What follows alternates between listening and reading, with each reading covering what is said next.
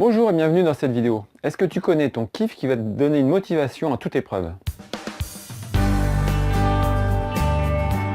Salut, c'est Fab de progresser-au-tennis.com, donc ancien zéro pendant 5 ans, moniteur de tennis depuis 92 et prof agrégé de physique-chimie.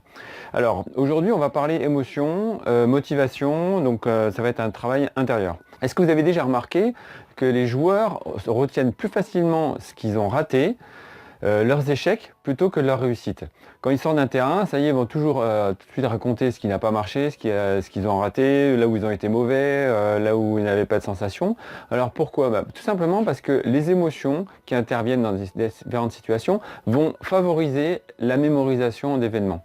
Donc c'est là où on peut se dire que finalement ce qui est, on va dire, négatif, va être plus facilement retenu par le cerveau que ce qui est positif. Ça vient de nos ancêtres les Cro-Magnons qui étaient toujours un peu sur la défensive, donc étaient toujours en train d'essayer de survivre, et donc du coup ils étaient toujours en alerte par rapport à ce qui pouvait leur arriver de négatif. Donc du coup ça vient étayer une idée que Dorian Martinez de Guerilla Tennis nous avait exposée à une conférence une fois, c'est que on a un compte émotionnel qui fait que chaque événement va avoir une marque dans votre cerveau. Par exemple, ce qui va être positif, on va lui donner la note +1, et ce qui va être négatif, par contre, va être -3. C'est-à-dire que ce qui est négatif va avoir une marque plus importante que ce qui est positif. Et donc c'est pour ça que lorsqu'on se balade par rapport à un niveau 0, donc il est plus facile de descendre, parce qu'on va toujours chuter plus facilement, de 3 points au lieu de monter de 1 point, et donc d'arriver à une situation où on va être en sous-confiance et on va être très bas en niveau d'émotion, et donc on va se retrouver finalement dans une situation là où on va craquer. Donc l'idée, ça va être de toujours essayer de rester en territoire positif pour avoir une certaine confiance, une certaine estime de soi, qui va vous permettre de braver les difficultés. Et surtout, même plus à long terme, c'est d'avoir suffisamment de motivation pour aller faire des matchs. Alors, parce que si on revient à la motivation, qu'est-ce que c'est en fait? La motivation, c'est un plaisir anticipé. C'est comme quand on dit, viens, on va manger une glace, et vous avez l'idée de la glace que vous allez manger, donc le plaisir par anticipation qui va venir. Vous avez des hormones qui vont se libérer par anticipation, avant que vous mangiez cette glace-là. Et donc, finalement, pour le tennis, ça va être pareil. Pour être motivé, pour aller faire des matchs, il va falloir avoir un plaisir décalé, donc anticipé, et donc ce plaisir il faut déjà l'avoir connu, et il faut se dire qu'on va le retrouver en fait. Donc du coup par rapport à ce compte émotionnel où on va se balader dans une zone de surconfiance, surestime de soi, donc qui n'est pas forcément bon parce que là on perd un peu de lucidité, ou une zone de sous-confiance où là on commence à perdre pied, ce qui est plus facile à atteindre que cette zone-là.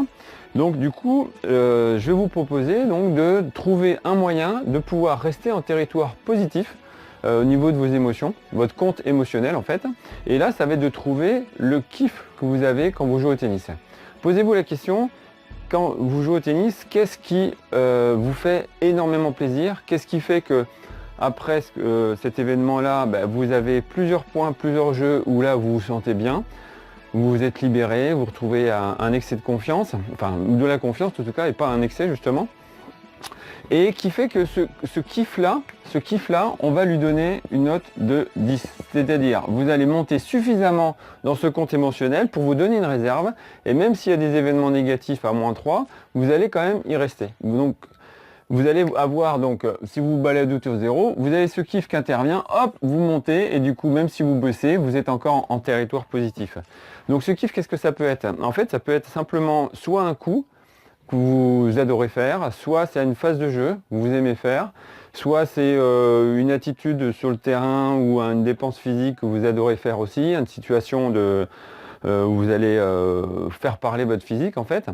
Donc il faut vous poser la question, en match, qu'est-ce que vous réussissez et qui vous donne une motivation supplémentaire sur la durée, et qui fait que votre compte émotionnel va rester dans le positif. Alors je vous dis ça parce que pendant 2 ans justement, j'ai perdu ce kiff. Et ce qui fait que j'étais pas très motivé pour aller jouer, j'avais pas envie trop de m'inscrire, d'aller me déplacer pour faire un tournoi, tout ça. Donc du coup je me suis retrouvé à 2 saisons avec 17-18 matchs, et forcément on descend. Mais plus que ça, c'est effectivement d'avoir perdu un petit peu ce plaisir d'aller en match. Et donc en fait, je l'ai retrouvé cette année parce que je me suis déjà entraîné un petit peu plus et surtout c'est là où je me suis rendu compte que j'avais trouvé ce qui me faisait hyper plaisir en match et me donnait ce compte positif à 10 points. Et donc en fait pour moi c'est la sensation au coup droit que le coup droit est bien claqué. C'est-à-dire prise de balle bien en avant, le transfert qui est important, voir que la transmission d'énergie dans la balle est bonne, le bruit au moment de la frappe est propre et pur. Et en fait, c'est effectivement, quand j'y repense, il y a 20 ans, on me demandait quel est ton point fort, je disais c'est justement mon coup droit et le fait que je peux terminer très souvent les points avec mon coup droit. Et ça, je l'avais perdu justement. Et du coup, j'avais perdu mon kiff et j'avais perdu ces bonus de points, de compte émotionnel que j'avais avant. Donc, je vous invite à faire ça.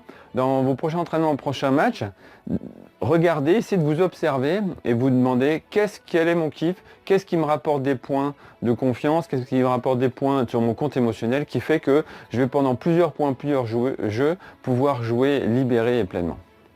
Voilà, si cette vidéo vous a plu, n'hésitez pas donc à liker, partager, à taguer un ami et puis je vous dis à bientôt dans une prochaine. Ciao! Et n'hésitez pas à vous inscrire à mon blog pour recevoir 52 fiches gratuites, vous abonner à ma page Facebook, ma chaîne YouTube, mon compte Twitter, le compte Instagram ou à m'écrire par mail. À bientôt!